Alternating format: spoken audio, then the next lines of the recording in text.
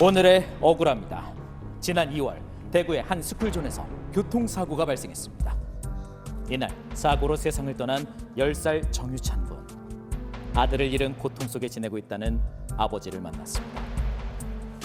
정말 얼마나 아팠을까, 얼마나 무서웠을까요? 그 안에서, 그 차 밑에서, 그 추운 바닥에서 팔이 부러지고 갈비뼈가 부러지고. 유찬이가 잘못 학교도 안 했는데 아무 잘못이 없는데.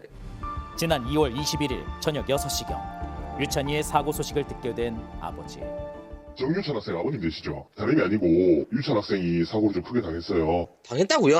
네, 유찬 학생이 지금 119 타고 예. 병원으로 갔거든요.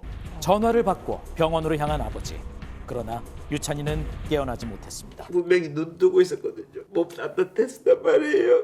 유찬이가 그렇게 누웠는데도 만지면 아플까 싶어서 앉지도 못했습니다.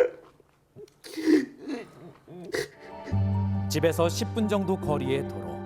매일 오가는 그 길에서 그날 무슨 일이 있었던 걸까? 건너가다가 이 좌회전해서 오는 차량이 유찬이를 안 보고 역까지 갈 정도로 운전을 했는 걸로 알고 있습니다.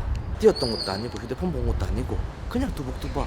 사고를 목격한 행인이 119에 신고했지만 유찬이는 의식이 없었다고 합니다. 당시 작성된 구급활동 일지에는 아이는 출혈이 많고 맥박이 없는 상태였으며 운전자는 대화가 불가한 상황이라 적혀 있는데요.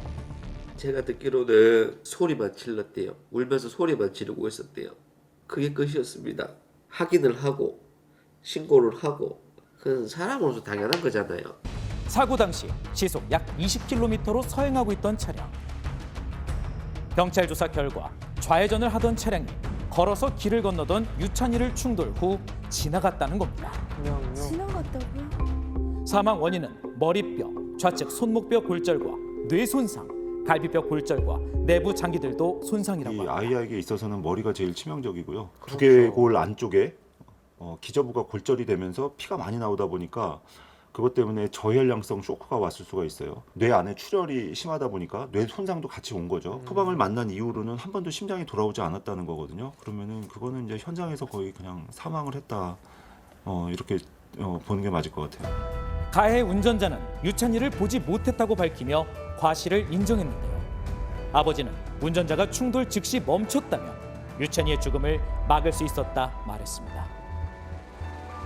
아이가 부딪혔는데도 모르고 그냥 지나갔다는 거는 진짜 이해가 안 됩니다. 이해를 뭐 어떻게 이해하고 싶어도 이해할 수가 없습니다. 그거는. 그랬다면은 유찬이 아플 수는 있지만 아빠 엄마 볼 수 있잖아요. 의료진은 차량이 유찬이를 지나간 것이 사망에 영향을 미친 것으로 추측하고 있다는데요. 사실 19km라고 하면은 이 부딪힌 충격 자체만으로는 그렇게 치명적이지 않을 가능성이 훨씬 많아요. 하지만 이 아기 같은 경우에는 역과사고로 인해서 머리가 눌렸고 뇌가 손상을 받으면서 출혈을 해서 사망을 했을 것 같습니다.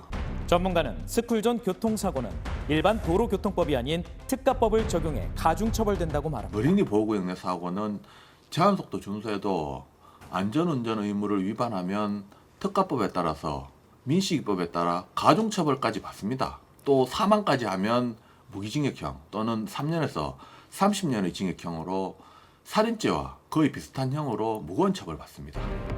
유족은 가해 운전자가 안전운전 의무를 위반했다고 주장합니다. 운전자는 사고 현장에 불법 주정차 차량이 많아 사고가 발생했다고 말하는데요. 계속 핑계만 대고 있어요. 불법 주정차 때문에 못 봤다. 거기 어두워서 못 봤다. 사고 당시에는 불법 주정차들이 없었습니다. 자, 사고 당시 현장 상황입니다. 불법 주정차된 차량이 있었지만 직접적인 사고 원인으로 보긴 어렵다고. 저희가 이제 그 경찰하고 공유했던 건데 자료를 말씀드리자면 사고 유발될 만한 주정차가 많았고 뭐 이제 시야가 뭐 가려서 사고가 날 수 있는 그런 상황은 아니었고. 운전자는 사고 전부터 통화를 하고 있던 건 맞지만 사고 발생 시에는 대화하지 않았다고 밝히기도 했는데요. 차량 블랙박스 내용으로는 전화 통화를 하면서 운전을 하고 있었다고 하더라고요. 아이를 부딪혔으면은 휴대폰을 보고 있었다더라도 알아야 되잖아요. 앞을 안 보고 그냥 갖는 거잖아요. 전문가는 운전자가 통화하며 전방주시 태만으로 사고가 난 것으로 본다고요. 지금 사고 차량은 불법 주차 차량을 지난 다음에 좌회전하는 상황이기 때문에 전혀 불법 주차 차량이 시야 장애를 주지 않은 거로 보입니다. 이번 사고는 통화 중이었기 때문에 아이를 늦게 본 거로 저는 판단이 됩니다. 사고 이후 처음으로 유찬이 옷을 꺼내본다는 아버지. 전문가는 옷을 보고 의아했습니다. 대상물체를 사람이라고 인지할 수 있는 쉬운 색상이 빨간색입니다. 아이가 차량 진행 방향에 우측에서 좌측으로 빨간색 점퍼를 입고 걸어오는 상황이기 때문에 인지하는 데는 문제 없었을 거로 보여집니다. 지난 15일 검찰은 가해 운전자에게 징역 5년을 구형했습니다. 왜 5년이 나왔는지도 지금 아직까지도 모르겠어요. 그거는 그냥 죽으라는 말밖에 안 들리거든요. 용서가 안 됩니다. 용서를 할 수가 없습니다. 저는. 지난 20년도에 시행된 일명 민식이법, 도로교통법이 개정되며 특정범죄 가중처벌법이 적용되고 있는데요. 민식법이 만들어지고 처벌 자체도 강화되었다라고 할 수 있겠는데 실제 처벌은 못 따르고 있습니다. 법원에서는 대부분 구형보다 더 적은 형을 선고하거든요. 어린이 보호구역 내에서의 어린이의 생명과 안전을 지키기 위해서 법까지 만들었다면 실제 구형 또 실제 판결도 거기에 걸맞게 나와야 될 것입니다.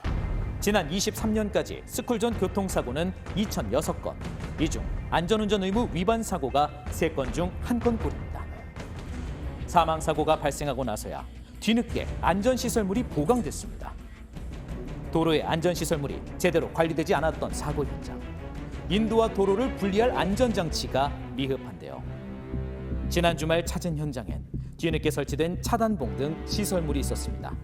그럼에도 보행로는 안전하지 않다고요. 모든 도로에 사망사고가 나면 그 지점에 대해서 다 개선을 합니다. 어떤 식으로든지. 근데 이제 어린이 보호구역이다 보니까 사람이 다니는 통로가 좀 필요하다. 그래서 보완을 한 거죠. 대신 불법 주차가 없어야 되는 거죠. 상가 밀집 지역이나 이런 데는 주말에 단속하는데 주택가에는 단속을 못 합니다. 스쿨존에서 보호받아야 하는 어린이. 주민들은 사고가 또다시 반복될까 두렵습니다. 어제 11번째 생일을 맞이한 유찬이 함께 할 수 없어 야속하기만 합니다. 아빠가 유찬이한테 못해줬던 게 너무나 많다. 너무 많이 보고 싶다. 매일매일 아빠한테 와줬으면 좋겠는데